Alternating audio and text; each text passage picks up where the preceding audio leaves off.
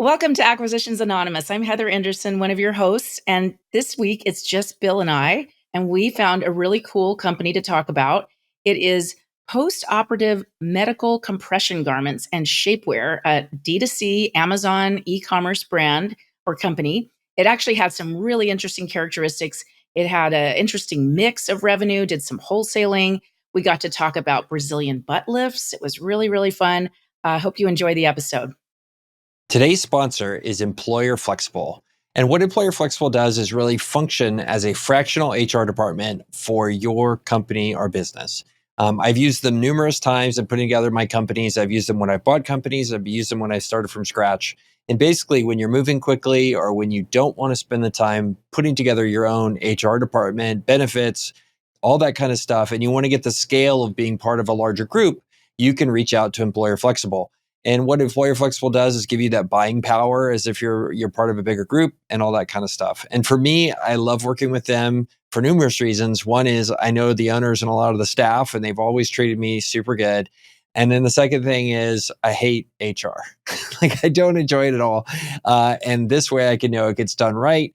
I get the benefits of having a big, fully staffed HR department and the flexibility of having a vendor like Employer Flexible being there as a partner throughout my journey and making sure that everybody I work with is happy, taken care of, and we can focus on what really matters in our business, which is take care of our customers. So you can find their contact details, locations of their various offices, as well as more details on how they will help your business by going to employerflexible.com. And again, that's employerflexible.com. And thanks to them for sponsoring today's episode. Hey, Bill, how's it going? It's going good. It's just you and me today. We are unsupervised. I know. What should we do? we should do a really off-the-wall deal, one that Michael would never approve. Right. Okay, good. I like it. Which actually, in fairness, a deal was shared in our host group chat today, and Heather and I blatantly disregarded it. Yeah. So we're not going to do that one. We found what we think is a cooler one today. Yep. All right. You want to take it away? All right. So I will admit I was drawn to this one because it has an ecomm component. So let me read it to you guys. I will put it up on the screen for our YouTubers. If you guys don't know, you can watch and listen to us on YouTube if you want. And you can look at our ugly mugs while you hear us talk. Just my ugly mug. Heather's is significantly better than mine. I'm so insulted. Okay. But this is a cool one. So this is both a bigger deal and kind of an ecomm deal, ecomm plus. So this is from the folks at Website Closers.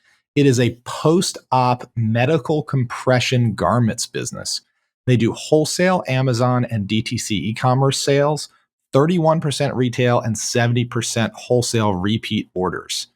I'm not sure which words are modifying which numbers in that sentence, but I think we'll get into it. So it has $49 million in revenue and $6 million of earnings. And they are asking $39 million for it. So what's 39 over 6? 6.5 times earnings for this business. So Website Closers presents an e-commerce brand that's been recognized as a leading player in the shapewear and compression garment industry, particularly in the USA. The popularity of these products have surged, and the trend is especially prominent in North America. They enhance body shape, provide a slimming effect. When you read a Website Closers listing, you got to kind of skim it because they really bloated in there with the flowery language. So these garments are required post-surgery. So shapewear is designed to smooth and contour the body and is more of like you just wear this all the time under your clothes. Compression garments, on the other hand, are often used post-surgery to aid in the healing process and provide support. These garments are required, and the brand's offerings are highly sought after by individuals undergoing cosmetic procedures, such as the Brazilian butt lift, the liposuction or tummy tuck, and they help reduce swelling and promote faster recovery. So they have capitalized on this demand by becoming the biggest wholesaler in the United States. It owns the majority of the brands it sells, but also has exclusive distribution agreements with various other popular brands, giving it a competitive edge in the marketplace. By sourcing its products from Latin America, where specialized compression garments and shapewear are prevalent, the brand can offer customers high quality and authentic products. Their success is further demonstrated by its presence on popular online platforms like Amazon, where it constantly ranks in the top seller in the shapewear bodysuits category. This showcases the brand's credibility and customer trust. Logistics-wise, they are sourced primarily from manufacturers in Colombia and Mexico. There's a specialized team in every manufacturing plant, and management has negotiated exclusive safety stock with each plant. For the past decade, most products have been exclusively manufactured for the company. So for the past decade, they've been around a while. They own the biggest brands and also distribute and sell some others, many with exclusivity contracts. Orders are placed weekly and monthly with favorable net 45 to net 60-day payment terms. The business has 60 days of sales inventory in its own warehouse and the same amount at Amazon FBA. Additionally, it offers drop shipping for wholesale customers, reducing fulfillment costs. They have around 500 products totaling 7,000 SKUs, and that's going to be the probably sizes and colors variation. They are offered without concentration on any given product. The top 10 products account for 40% of units sold, while the top 100 account for 83%. It's worth pausing here to note that is rather unusual. A lot of times in an Amazon business or an e-commerce business, you'll have one or two power SKUs that just like really fly because they rank really well on a top term. So to have the top 10 be only 40% of the business is pretty good SKU diversification. On the other side of it, though, they've got 7,000 SKUs. Yeah. I mean, holy smokes. Heather, have you ever lent to a business with that many products? It's funny, that exact number came up in a deal I'm working on right now where it's actually auto body parts like doors and bumpers. And the system that they had 7,000 SKUs, but we said, wow, that seems like a pretty complicated business. Why are there so many? And it turned out that really that's how many lifetime SKUs had ever passed through their system. And they weren't really carrying 7,000 anymore. They were carrying like 2,000. So I think sometimes there's that can be a little misleading, but if it's truly 7,000 SKUs, that's kind of interesting what they all are. That's a lot. Size and color. And auto body parts too can have a ton of SKUs because of fitment. All the different year, make, model can be very SKU intensive. Right. So that I would want to understand how much inventory they've got and if it really moves, because they said the top 100 SKUs account for 83% of sales, which means the bottom 6,900 SKUs account for 17% of sales. Yeah. Right. So there's very much a 80-20 going on here. Yeah. That I want to understand more. Like, why are they even doing that? Maybe you have to have double XL in everything, and double extra small in everything. I don't know. So it says 60% of the sales are derived from the company's own brands, while 40% is derived from third-party brands with whom the company has excellent relationships.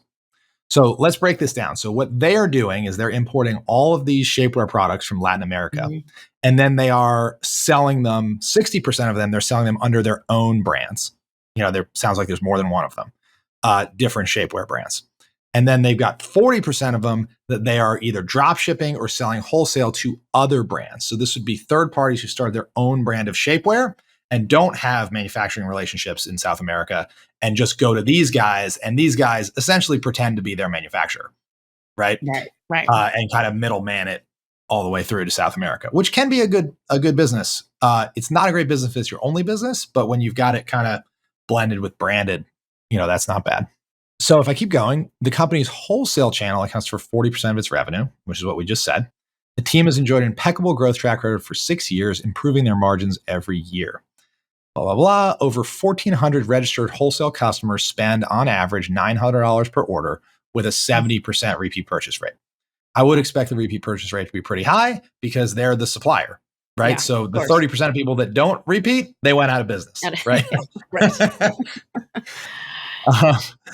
It says of the retail sales, which are 60% of the revenue, 2/3 of that are sales made on Amazon, and the remainder is from their .com, Walmart, and eBay. So if you kind of look through these numbers, 40% of their revenue overall is Amazon. 20% of their business is their own website, Walmart and eBay marketplaces, and 40% of their business is wholesale to other brands. Nice diversification. Yeah, that's a nice mix. Yeah, it's a nice mix. So it is only 40% Amazon, which is chunky, but I have seen businesses where it's 90%. Right. Sure. So you got to hand it to them. Nice diversification. So marketing wise, and this is where these shapewear businesses always get a little squirrely to me. So this business has little seasonality and has remained very stable for the past 10 years, with a predictable peak in March and April when plastic and cosmetic surgeries spike. I learned something new today. Did you You know that do. plastic and cosmetic surgery was spiking in March and April? I think I know why now that I see that, but I did not know that. Why? Because summer is coming. Oh, summer. You know what? Summer is coming and tax refunds are coming. Oh, and tax refunds. Good point. The Both. double whammy, right? Wow. I'll Yep, remember that this makes next year. sense. Mhm. The double whammy. Okay, so there's seasonality in plastic surgery. Makes sense. Yeah.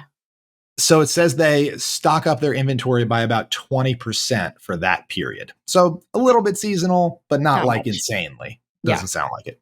Yeah. So it says their wholesale strategies include attending trade shows and outreach from an in-house team of sales reps. So that's people on the phone. Hey, do you want to start a shapewear brand? Right? Mhm. Like we would like to supply your shapewear. It says their digital marketing strategy is diverse. It tracks over 2 million monthly impressions through SEO, email, SMS marketing, influencers, social media ads, pay-per-click on search engines for use for the websites. And then, of course, PPC, product placement, and special deals have proven highly effective on Amazon. I know this is a long one, but there's a lot here. And we'll get Yeah. into discussing it. So, human capital, and I guess props for website closers. This is actually more dense than typical for them. So, Mhm. 5 shareholders of the business work in the following capacities: CEO, CFO, head of wholesale, head of retail, data and operations, and then head of logistics and customer service.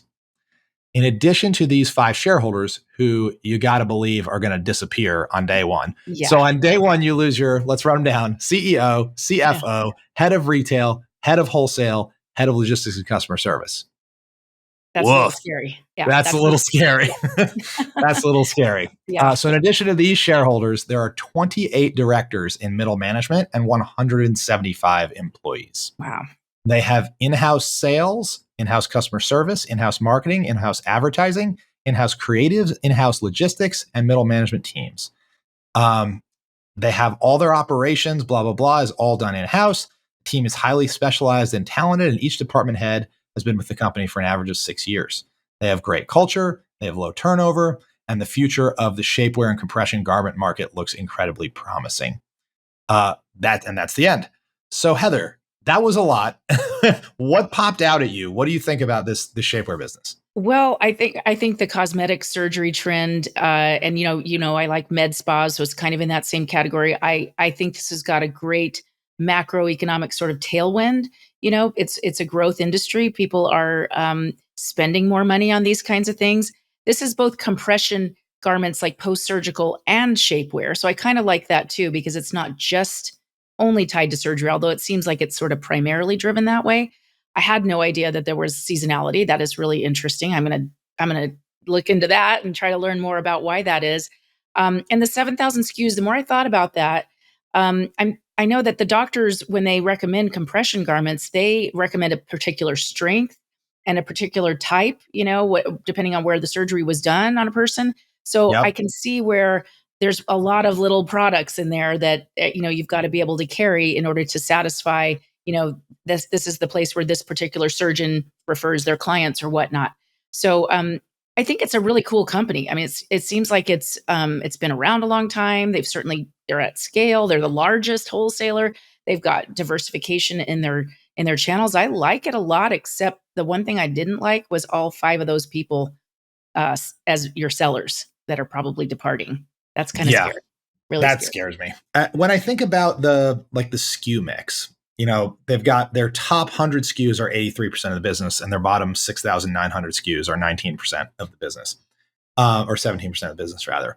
The first question I would wonder about is, well, the first question is it just sizes and colors? And you have slow moving sizes and colors. Mm-hmm. I would also then like to split the inventory in the business by channel. How much of this is inventory to support your retail brands? And how much of this is inventory to support the wholesale side of the business, all these other brands? Because you sort of got this double whammy. Any brand is going to have slow moving SKUs. But then you've got 40% of your business coming from, I think I said like 170 other brands. And all of them are going to have different edge case, slow moving SKUs. And brand A is going to have different ones than brand B and C and D. And I want to know kind of who owns that inventory. If it's on their balance sheet and then sub brand goes defunct, Do they just eat it? How do you relabel it? Like, does it have their logo on it? I'd really want to break down an inventory and say, what of this is truly resellable? What of it has other people's brands on it? What do I have risk here? Do I have counterparty risk? All right, taking a quick pause here. I have something to tell you. This is Michael. I hate bookkeeping. I hate bookkeeping. I hate doing HR. I hate doing all that kind of stuff. But for bookkeeping, I have found a solution. It is my friend Charlie's business called CloudBookkeeping.com. So that's CloudBookkeeping.com. They are your perfect partner if you want to get bookkeeping out of your hair and focus on making your your customers happier and more successful. So please give them a call. Call Charlie, CloudBookkeeping.com. Tell them we sent you. They're a great way if you're a business buyer, if you're a business owner, you're tired of hassling with getting your bookkeeping done. He's got a whole fleet of people that are well-trained and work for him. He's located here in San Antonio, so I can tell you because of that, he's awesome. And they're a great partner for you to potentially call to help with all your bookkeeping needs so you can do the important stuff in your business rather than worry about getting your books right. So give Charlie a call, cloudbookkeeping.com. And now back to the episode. Yeah, and I don't know if they have branding on these things because there's something that's worn underneath clothing. So, I don't know. Maybe they do though, and that would be a risk. I think it's a really solid business though, and I would love to see the historical financials. I always like to have that long look back so I could see what the trends have been. I have a feeling it's pretty high growth in the last 3 or 4 years, I would imagine. Yeah, this has been a category. Even Kim Kardashian is in this category, right? With her Skims Right. brand. Yeah. This is a massive, massive category. It's true. And there's honestly one of the easy mode buttons on business is be in a big category, right? Yeah. Generally in a big category, you can be a little less good and still catch some demand, right? It's just you're skiing downhill, right? It's a lot more fun than skiing uphill in a small Yeah. niche. Absolutely. And it seems like they found something unique to do, which has become this wholesaler. And, they've got a sales team. So they're out there calling, like you said, probably, do you want to start a shapewear brand? Maybe you have, you're a surgeon or you're an influencer or whatever it may be. Seems like they kind of built that little niche for themselves. If they are the largest wholesaler, they probably created it. It's Yeah. interesting, but it's also risky, like you just pointed out, because, maybe all those SKUs really are the fact that they've got to carry inventory for all their small customers, their wholesalers. It would be interesting to try to understand margins between the two channels also, because obviously on the wholesale side, you're giving a discount because your customers have to make money, right? So you got to give them half off or whatever. Right. So they have margin in it or more, who knows? Yep. But on the flip side, you're also not doing any marketing. In an e-commerce business like this, especially one in a big market, especially one that's really sold on the internet, right? Through e-com, marketing can be a huge chunk of your P&L. Businesses like this can spend 30, 40+% of revenue on marketing. So you might think initially the brand business is the best part of the business. But if you dug into this, you might find out that the wholesale business actually has better margins. That is a really good point because you would actually think the opposite, but you make a strong case for the fact that maybe that's why they got into wholesaling, is they realized that the net margin was going to be better and it was maybe a little bit easier because they didn't have to do all the advertising and capture the consumer attention. So that is really an interesting point. I like this business, and even at six, what did we decide? It was six and a half. 6.5 times. Yeah, for $6 million of earnings, that sounds pretty good to me. What do you think? I bet private equity will buy this. It's big enough. It's $6 million in earnings, and it's got kind of that we sell the picks to the miners type thing, and it's not just some skeezy shapewear brand. It's got the surgical side to it, and it's got the wholesale side to it. I could see private equity buying this, and they may get 6.5 times. As an individual buyer, I would be a little nervous about this because here's the thing. First of all, as we already mentioned, you're going to cut the head off the snake on day one. All 5 of the shareholders disappear. And even that in itself, by the way, may make this totally ineligible for private equity because private equity doesn't have 5 people to slot in, right? Like they want the management team to stay in place and they just buy it and keep running. And nowhere in this description does it say that. We all the time look at deals and it says management will stay on, or we want to do a minority transaction or whatever it might be. This doesn't say any of that. So, you run a serious risk of your CEO, CFO, head of wholesale, head of retail, and head of logistics and customer service basically checking out after transaction. Even if they don't leave, checking out emotionally, that's tough. The other thing that, and I would be remiss if we just didn't talk about this industry is skeezy. Like, man, is it skeezy. Like, as far as like direct consumer ecom, like this is up there with supplements in like the no holds barred, no regard for FTC ethics in advertising, just like straight up lying, photoshopping pictures of how this stuff makes you look. I mean, so photoshopping celebrities' faces onto bodies. I mean, this industry from a marketing perspective is skeezy. Wow. And it can be really tough. And this goes for the supplements industry too. And I've said this on prior episodes of the pod. It's really tough as an ethical person to come into these industries. Because if you operate ethically, you're 5 steps behind. Yep. Right? Because everybody else is lying, cheating, and stealing. Yep. And if you're not willing to lie, cheat, and steal, it's very hard to keep up. Yeah. I see that in other industries too. Yeah, definitely. Lenders tend to learn some industries that are like that, and they just won't lend because the only way you can be competitive is you're cheating. If you're doing well, you're cheating in some way. Yeah. So that's interesting. I didn't know that, but it makes a lot of sense. I was thinking about the 5-person team leaving. It's also kind of interesting that 5 people agreed to sell the business at the same time. I doubt they all agree. Probably they don't. There's probably some that really want out and others that don't. So you kind of have to sort that out too. Maybe some of them would stay on. Or there's a giant train coming down the tunnel that they all see and you don't. That could be. And we don't want that, right? Yeah, it is strange. That's 5 people coming to the table at the same time is a little strange. So maybe they do see something. Maybe there's some competitors. They're manufacturing in Colombia and Mexico. Maybe there's somebody that's trying to manufacture somewhere even cheaper. Who knows? But and I was thinking about brand here for the retail customer. And I'm thinking, this is a one-time purchase kind of product. It's not something, at least the compression wear is, right? The surgical piece of it. So I guess that piece, like, I feel like your customer just buys it once and it's after a surgery and then that's it, Yeah, I would be interested to see what percentage of the business is actually post-surgical and what percent of it is actually shapewear. Because if I were trying to sell this business, I would definitely focus on the post-op surgical part of it in my teaser. They do not actually say how it breaks down.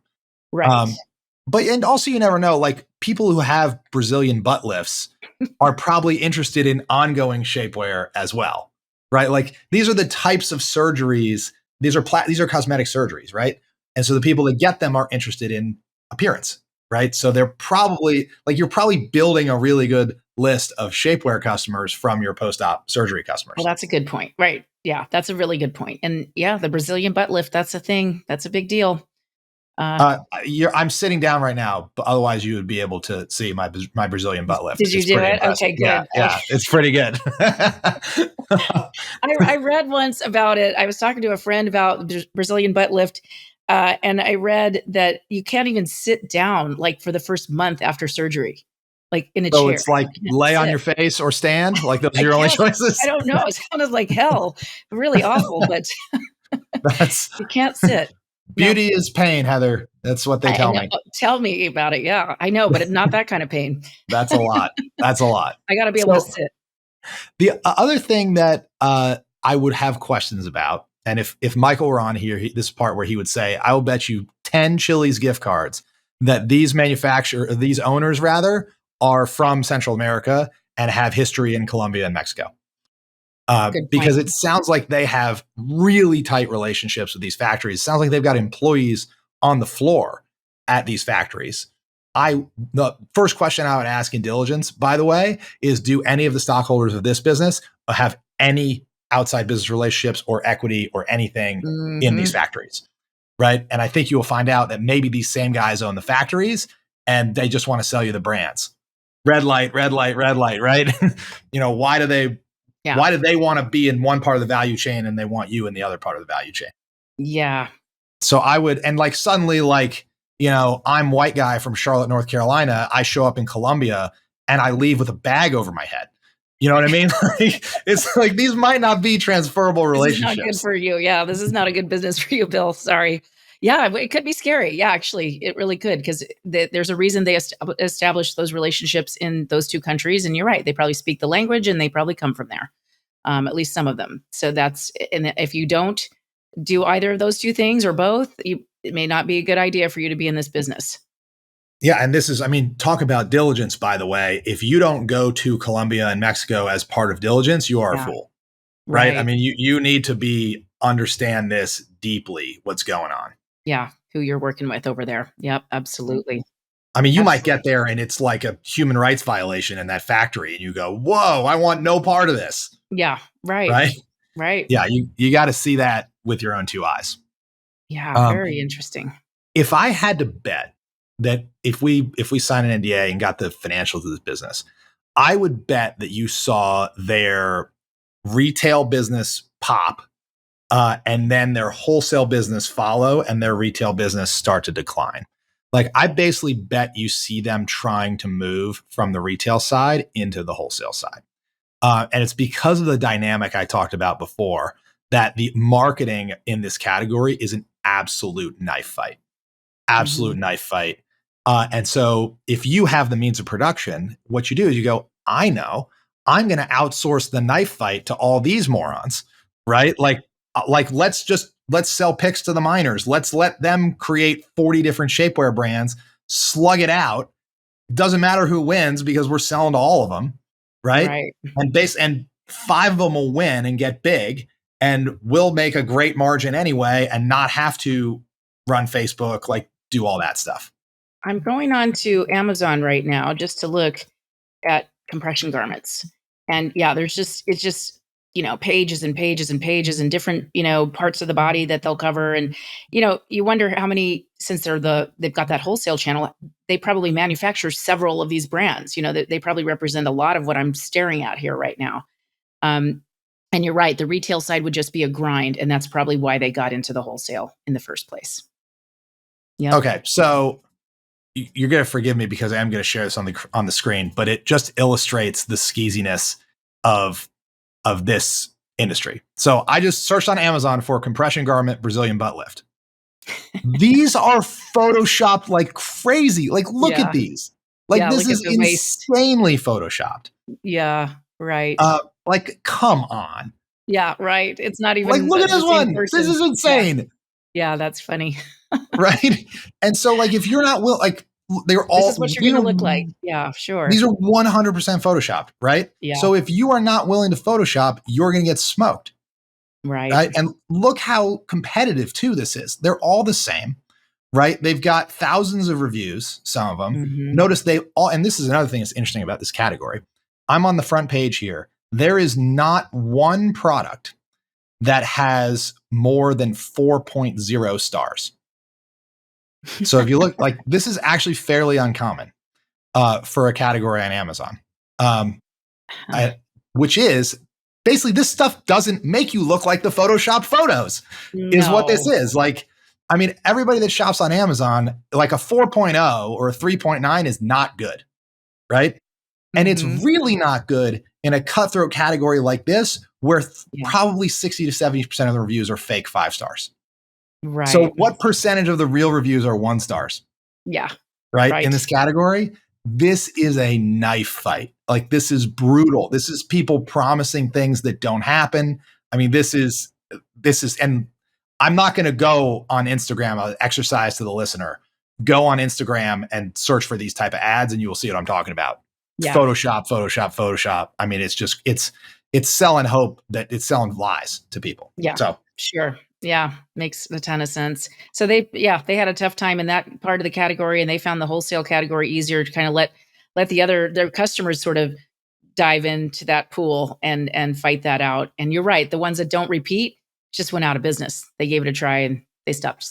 you know Stopped. who's making all the money in this category? Jeff Bezos and Mark Zuckerberg. All Right. the ads, right? This is one of those Yeah. categories that just the value gets entirely sucked out by the platforms because I'm willing to pay one more cent for ads. I'm willing to pay 1 more cent, and the margin just goes to zero because candidly, they're not differentiated. And that's why they have to rely on Photoshop, right? Because they're all selling exactly the same thing. So it's like, how do we make our thing different? Photoshop the model, right? And then the next person Photoshops the model a little bit more extremely. And it's a freaking arms race. Right. Like this is a real tough category to be the brand in because it's an undifferentiated category and it's an unethical knife fight marketing category. So I'm totally unsurprised these guys went kind of up the value chain to toward manufacturing. Yeah, so you talked me out of it. I was gonna buy this one, but I'm not going to now. Well, I mean, it would be really interesting, like if their wholesale business is on a rocket ship. Like I actually think, usually I'm like Mr. Brand. Like the brand is where you want, like a lot of value accrues to the brand. Like you can get higher margins if you have a strong brand. In this case and a few others, in industries like this, I would rather be selling the picks to the miners rather than engaging in the knife fight. I want to sell the knives, not do the knife fight. Mm-hmm. Makes sense. Yeah. A lot of earnings, but a tough business to be in. And now you're losing your entire management team, and we don't really know where they're going. So yeah, tough one. Yeah. Yeah. It's really interesting to see how vertically integrated they are and to kind of talk about this picks to the miners thing. This would scare me. The size of it, 6 million in EBITDA, 175 employees, international, complex, and your top 5 executives are leaving. Good luck. That being said, pretty sure private equity is going to buy this for 6.5 times. They'll still buy it. Yeah. And lose all their money. I mean, I've seen this. My friend Mehta Bogle, who runs Carta Ventures, that does distressed ecomm, and so he sends me some of the deals he looks at sometimes. And it's always like private equity buys a business like this, does not listen to our podcast first, and just absolutely loses their ass. Wow, that's what's going to happen here. I'm convinced. Well, I shouldn't tell this story, but I do know a story like that, and it's in a direct to consumer business. They didn't sell much on Amazon, but they did. It was a compression sock, so not quite this, but similar though. Similar, yep. And that was it. That was the category. There was nothing else but those, obviously colors and whatnot, but. It did not go well. And honestly, what hurt that business was the privacy change on the iOS, where you have to opt into. The only way that company did what it did was those targeted ads. And as soon as they lost the ability to really do that, the sales plummeted. And I've seen a few like that. I'm sure you've seen a few like that too, but it was bought by sort of a private equity fund and did not go well. And they got creamed. Yep. And shapewear, I bet tons of shapewear brands went out of business during that transition for exactly the same reason. Yeah, right. Right. Really heavily dependent on Facebook ads. And when that targeting gets worse, it hurts. Yep. Exactly. And there was no way to replace it. Yeah. This was a good one. I'm glad we didn't do the one Michael said we should do. That one was going to be so boring. Don't tell him that we didn't do it, everybody. Okay. Well, so, I will admit I do not listen to all of our episodes because, I live them. Right. Mm-hmm, I'm pretty sure Michael listens to all of them. Though. Oh, does he? Oh, shoot. Darn. Yes. Which thank you. So what's Thanks up, for Michael? Letting me know. I hope you enjoyed this one. And we will see you all on the next episode of Acquisitions Anonymous.